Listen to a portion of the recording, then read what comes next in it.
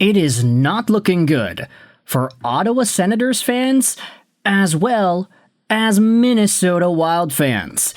Now, you can say that for fans of the Wild, hey, your team is down 2-1. You lost game number 3 in double overtime. It's not the worst deal in the world. You still have a chance. For the Ottawa Senators, though, it's been a tight series, really tight games, overtime games, 2-1 games. Yet the Canes lead 3-0. I mean, just look at the amount of goals the Ottawa Senators and Carolina have scored. This is not a high-scoring series in the slightest. But with that said, we have some conversations from fans of the teams that are losing that I need to dive into with you here today, because we've got fans of the Wild turning on Kirill Kaprizov. We've got fans of the Senators turning on Brady Tkachuk. And now that I said that, I just realized how inappropriate that sounds. My apologies, that is not what we are talking about. Get your heads out of the gutter. But Wild fans are pissed off at this guy. And Sens fans are even more pissed off at this guy. Maybe even more pissed off at this guy than they are at the fan who made that Eminem parody and got shipped out to Taiwan as a result because of all the bad mojo that brought the Senators. Now, I personally love Taiwan. I love Taiwan. I was there in September. It's a great place, but to get exiled to Taiwan because you made a rap song about your favorite hockey team, that's both hilarious and rough at the same time. So without further ado, let's get into some of the criticism that Minnesota Wild fans have tossed Kaprizov's way, and we'll get into the Ottawa Senators Tkachuk stuff later. Take a look at this tweet by Sharky, NHL Integrity, a user on Twitter who has Matt Boldy as their profile picture on the platform. There isn't any text on whom it is they're talking about, but it says this: spends 6 years in the KHL, can't win the Wild around, played hardball on his first negotiations, can't stay healthy, no 50-goal seasons, no personal hardware, $3 million more per year than Draisaitl. F you.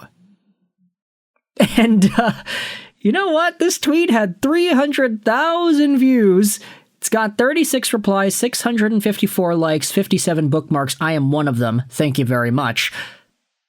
But I never really thought about it like that, you know?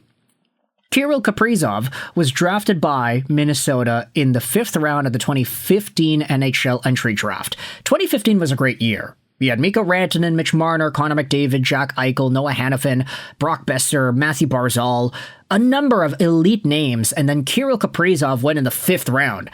If I'm not mistaken, Sebastian Aho was also a 2015 guy too. No, he was 2nd round by the Carolina Hurricanes, if the gosh darn page would load.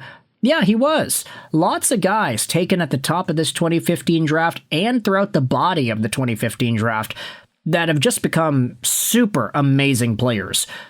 But Kirill Kaprizov spent the most time out of all these superstars outside of the NHL.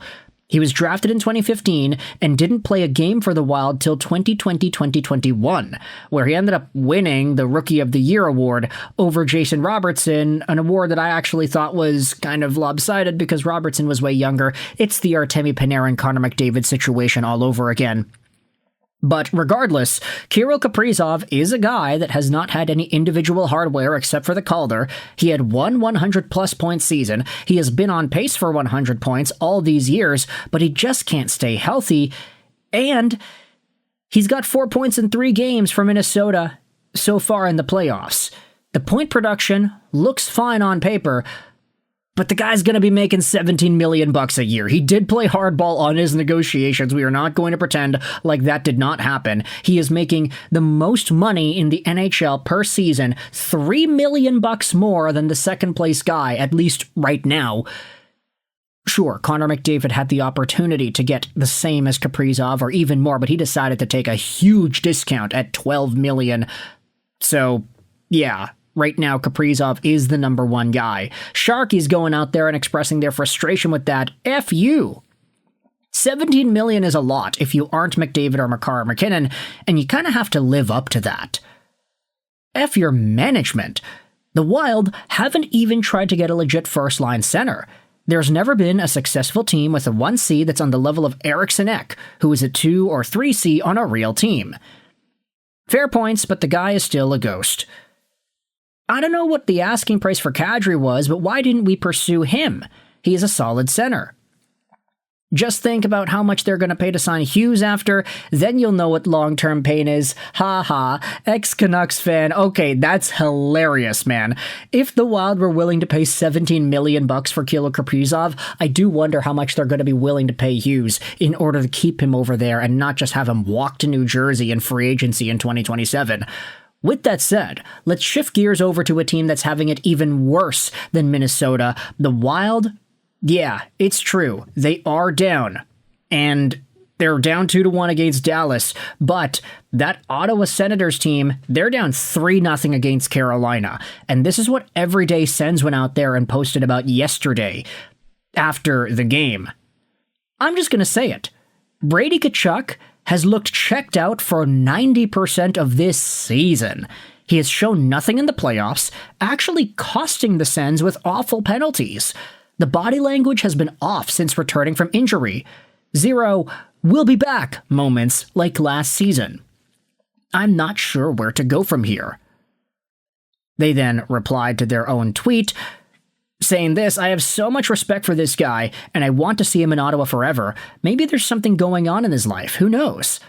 I'm just saying that on the ice, Brady Tkachuk's body language, impact, and demeanor have been off for most of the year. Total no-show in the playoffs is the cherry on top. He should have been built for these games, but he's coasting all night." Some folks are saying that Brady Tkachuk wants out of Ottawa. I think he loved Ottawa, but circumstances have changed. He faces so much unnecessary drama just because he's in a Canadian city. If Matthew was bold enough to joke about Brady leaving Canada on their podcast, you know it's talked about a lot off camera too. His brother won't even come see him play in the playoffs in Ottawa as well. If I was Brady, I'd probably want out. Now, for what it's worth, here's another opinion from Everyday Sens. I also hate the narrative that that's just who he is. I've watched every single game of Brady's career from start to finish, every single one. He is special because of his emotion and how he wears his heart on his sleeve. There is a clear disconnect between his body language this year and the past 7 years. Again, who knows what's going on with him, but it's hurt the team. Has he ever been the fastest or most skilled player? No, but he was always the most emotional player on the ice, scoring huge goals, throwing hits, mixing it up post-whistle, and leaving it all out there when others quit. Almost looked subdued this season, very nonchalant. Never see him yelling at the boys to get going or going after guys for injuring his teammates. Just kind of going through the motions. And this reply goes out there and gives an entirely new perspective. Screw it, man. The Olympics ruined everything for this guy. Everyday Sens said, honestly, this is most likely my guess. Last year, playing in big games and winning was new to him. It was easy to become emotional about it. He has played so many big games over the past 2 years, and he won a gold medal. I almost wonder if it's harder for him to get going. Now, cue the jokes about a guy like Brady Tkachuk needing the blue chew, but hey, that's a pretty interesting idea. Has winning and playing in these top-tier championship games for international stardom kind of skewed Brady Tkachuk's perspective of being an Ottawa Senator? I mean, we understand what he's capable of doing when he's fully healthy and when he's fully present. Over a point-per-game guy, charging force, he's a leader, he is a winner-take-it-all guy for Ottawa. But this season, he's got 3 games against Carolina with 0 points. He was under a point per game this season, also was under a point per game last season by a decent margin. Brady Tkachuk is not the same player like he was when he was over a point per game. And now more than ever, there is a lot of reason to hypothesize whether or not this guy will eventually leave Ottawa. So you can let me know your thoughts in the comment section below. We've got Wild fans turning on Kirill Kaprizov.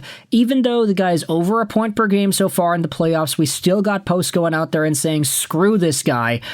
We got folks on the Ottawa Senators side of things not believing in Brady Tkachuk anymore. Did the Olympics break this guy? Does he want out of Ottawa? Let me know your thoughts in the comment section below. I hope you enjoyed this video. Sign on, and bye.